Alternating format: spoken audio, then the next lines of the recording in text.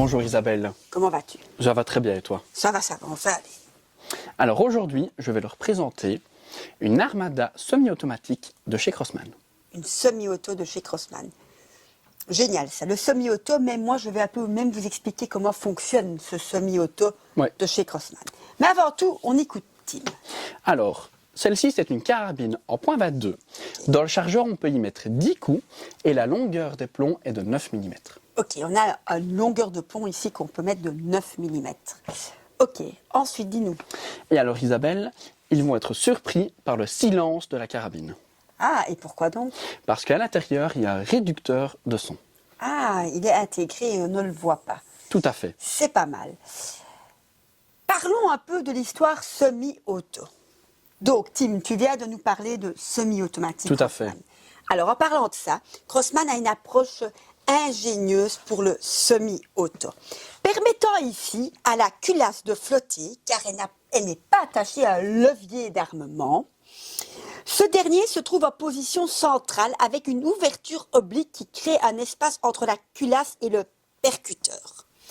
Le réarmement qui va se faire automatiquement de la culasse est un processus extrêmement simple et efficace dans lequel la valve délivre l'air pour propulser à chaque fois le projectile tout en faisant reculer cette culasse. Cette dernière est amortie par un ressort et à chaque tir, la culasse recule et réarme la masse percutante et on met en place à nouveau un plomb. Ok. Ça, c'est le système semi-automatique ici de chez Crossman. Alors ici Isabelle, nous avons un régulateur réglable entre 2000 et 3000 PSI. Oui, exactement. Il est réglable, le régulateur, entre 140 bars et 200 bars. Et alors ici, on a même une crosse qui est assez épurée et qui est non massive. Exactement. L'ancienne Armada, faisons un peu un bac là-dessus, l'ancienne Armada, enfin l'ancienne qui existe toujours, Oui. a une crosse beaucoup plus massive. Et juste pour votre info, les chargeurs de l'Armada classique ne sont pas les mêmes que pour cette Armada-ci en semi-auto.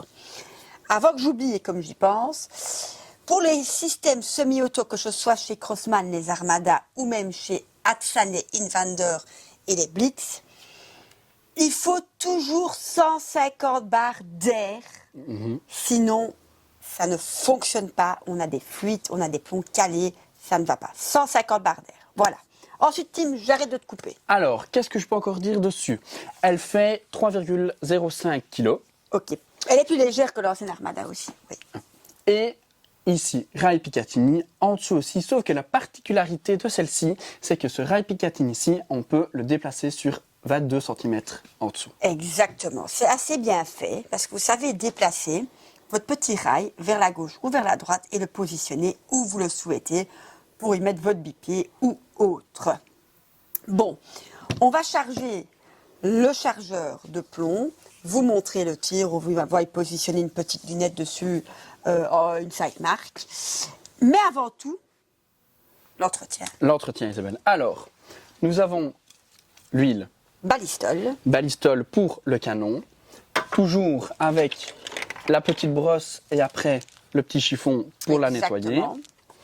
Ensuite, nous avons le silicone pour mettre ici. Où on met le chargeur. Et en dernier lieu, comme toujours, la graisse qu'on met sur l'embout de rechargement. Et sur le Quick Connect, c'est le système qui vient entre la bouteille, le compresseur ou la pompe. Alors, on va vous intégrer aussi dans la vidéo, notre petite vidéo des moyens de rechargement. Oui. Si vous ne voulez pas la voir, vous la passez et on va montrer le tir également. Voilà.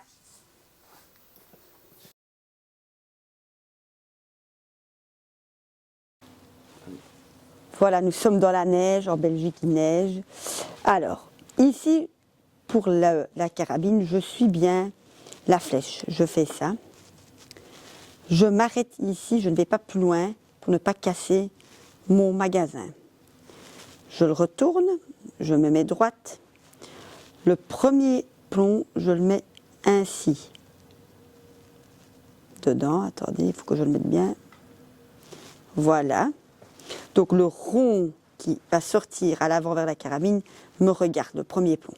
Ensuite, je suis prête à mettre tous les autres plombs par l'autre côté. Ainsi, je les fais glisser dedans. Voilà. Et je serai prête à armer ma carabine, à mettre le barillet dedans et à tirer ici en semi-automatique, donc avec un plomb en point 22. Je suis bientôt à la fin, ici je le suis, et je suis prête à tirer. Je vais prendre ma carabine.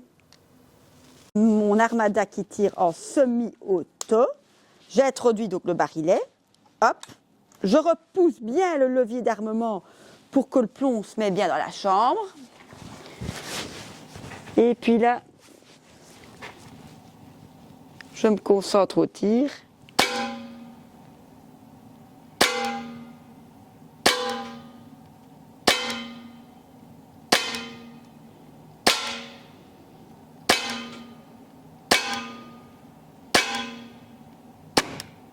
Voilà, donc j'ai tiré tous mes plombs en semi-auto. Super, il n'y a plus à armer.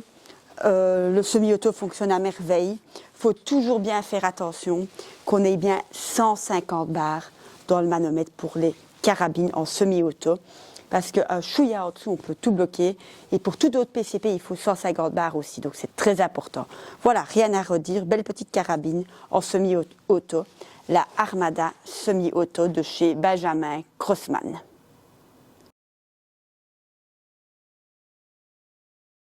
Moyen de rechargement d'une carabine PCP. Alors, Tim, explique-nous un peu. Nous avons 3 moyens de pouvoir recharger la carabine. Le premier moyen, c'est à la pompe. Le deuxième, à la bonbonne de plongée. Et le troisième, au compresseur, Isabelle. Exactement, 3 moyens. Le moyen le plus cher, c'est le compresseur, mais c'est le moyen le plus facile qui s'équivaut quand même à la bouteille. Et le moyen le moins cher, c'est bien évidemment à la pompe. À la pompe. Alors, à la pompe, il faut... c'est très compliqué parce que il faut savoir quand même remplir quelques barres. 200 à 300 barres, souvent, voilà. Oui.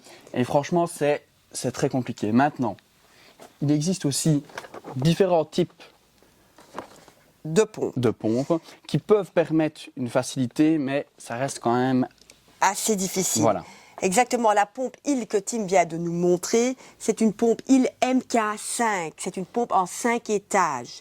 C'est plus facile, mais ça reste compliqué. C'est pas le moyen le plus simple. C'est pas le moyen le plus simple, mais bon, voilà. C'est, d'un autre côté, quand même, le moyen parfois le plus pratique parce qu'on n'a pas besoin d'électricité ou la bouteille doit pas toujours... une bouteille, ça doit être chargée. C'est pas très lourd. Voilà. C'est vrai que... Ça, c'est des avantages et des inconvénients. Oui. Souvent aussi, les clients en prennent quand même une parce que si jamais c'est un dimanche soir et qu'on est quelque part et qu'on n'a pas d'électricité ou que la bouteille de plongée est vide... Ça peut toujours servir. Ça peut toujours servir. Et ça aide toujours. Voilà. Alors, le deuxième moyen... Le deuxième moyen, c'est la bonbonne de plongée. Oui. Alors, on prend le tuyau, qu'on met l'embout de rechargement, qu'on fixe à la carabine, on ouvre la bonbonne, on remplit, on referme la bonbonne et puis, surtout pas oublier de purger tout ce qui est l'air dans le tuyau. Exactement, on purge. D'ailleurs, au passage, avec la pompe, on purge aussi. En dessous de chaque pompe, il y a ici un embout de purge, parce qu'on purge aussi l'air qui est dedans, pour ne pas que ça aille dans la carabine. Même avec les compresseurs, on purge. Alors, après, ici, moi, je voulais vous présenter 2 compresseurs. Le fameux compresseur Hill marque anglaise, c'est le top. C'est le meilleur des compresseurs sur le marché. Mais on est à un budget au-delà de 1 000 €. Assez élevé quand même. Mais c'est un des meilleurs. Ensuite, ici, j'ai un petit compresseur, ici, orange, de la marque Snowpeak. Exactement. Ce compresseur-là est à un budget plus raisonnable et déjà pas mal pour recharger des carabines PCP. Il est assez compact, assez léger et on sait aussi recharger via la voiture les carabine Ça, c'est bien, ça. PCP. C'est pas mal. Ouais, c'est pratique. C'est vraiment à l'américaine. Voilà. Je l'ai de la marque Snopic et parfois je l'ai aussi disponible de la marque Gamma. Voilà, voilà.